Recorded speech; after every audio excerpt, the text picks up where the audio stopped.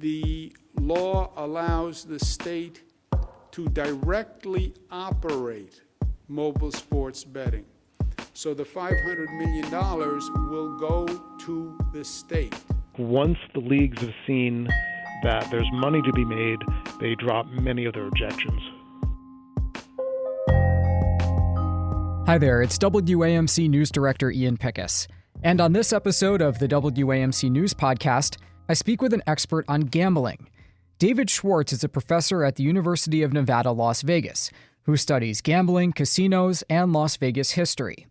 I called him up after New York passed its $212 billion state budget, including, for the first time, the legalization of mobile sports betting.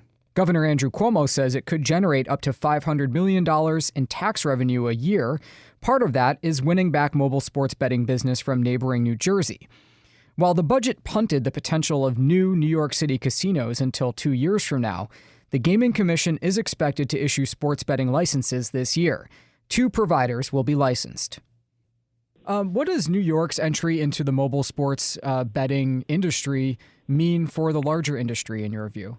Well, I think it's definitely, as a big state, it is a jurisdiction that a lot of companies would want to get into because they certainly have a lot of population. Is this really a booming business, mobile sports betting? Mobile sports betting is definitely expanding since the Supreme Court struck down the Professional and Amateur Sports Protection Act. Many states have legalized gaming, have legalized sports betting, and many of them have opted for mobile sports betting.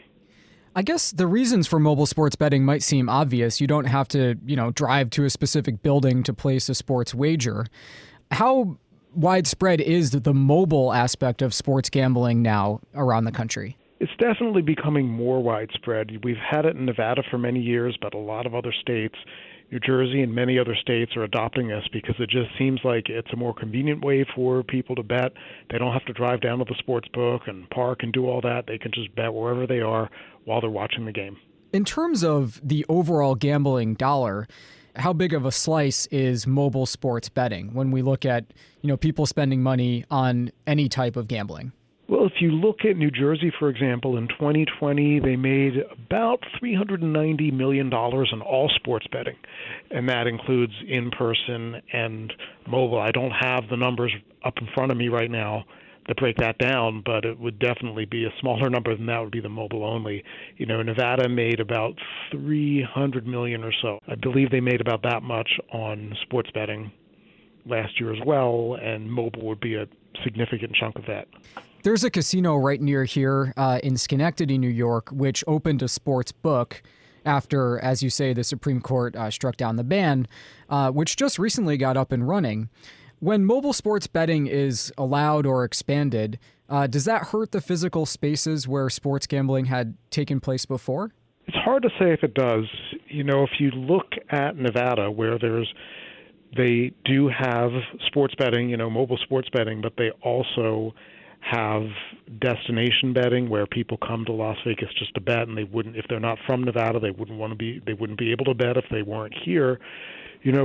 There's been an increase in the amount bet since sports betting's become legal in other places. So it looks like that does broaden the funnel for people who come to bet in person.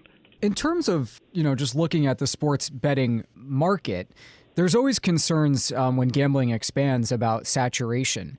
Are we anywhere close to that with the mobile sports betting products that are available to individual users? That's really hard to say, and I think that's a decision that the companies themselves would make if they want to invest significantly in the market, which, there would probably be a fee to get involved, and then, of course, tax revenues and compliance and many other costs. I think they would be able to make the determination if they think that there's room there, and if they decide to do it, they'll do it. Talk to me about the intersection of the pro sports leagues with this industry. It's really, it seems, taken a 180-degree turn in recent years. Where you're speaking from in Las Vegas, there's now a pro hockey team, which was once unthinkable. Are the leagues really lining up to make sure they are in on the ground floor with sports betting? Yeah, I think that's really accurate. If you go back in time, even 10 years ago, The Las Vegas Visitors and Convention Authority couldn't even buy a Super Bowl ad just saying visit Las Vegas that didn't mention gambling at all. It had no images of gambling. That's how taboo it was. And now Las Vegas has an NFL team. The Raiders moved here. And there's talk about maybe a future Super Bowl being here. So it's definitely changed a lot. I think once the leagues have seen that there's money to be made, they drop many of their objections.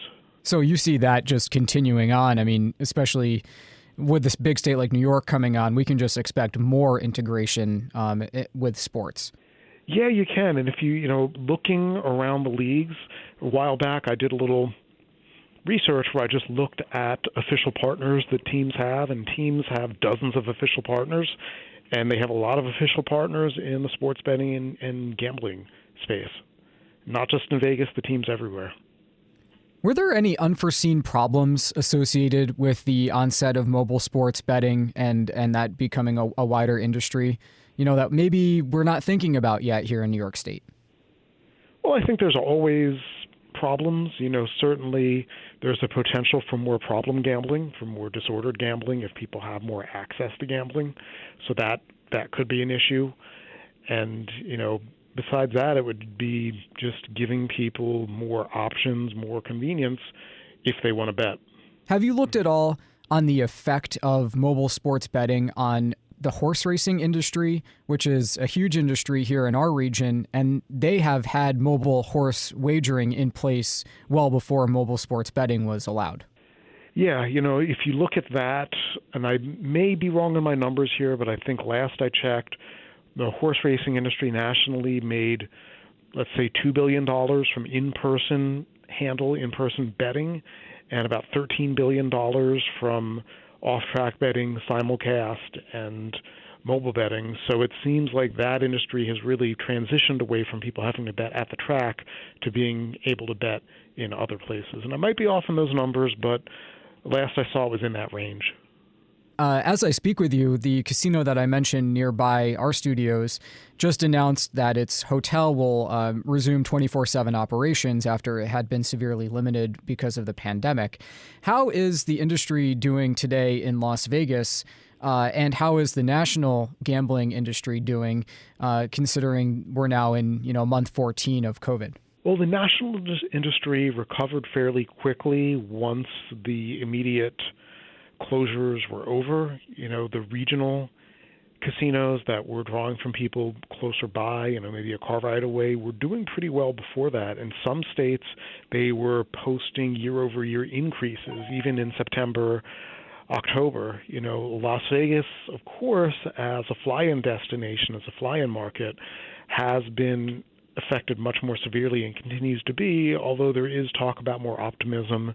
Casinos that had been closed during the week are now opening up. Well, hotels that had been closed during the week are opening up all week long. There's talk about the convention business coming back, so there does seem to be more optimism at this point. How did you get interested in this area of study?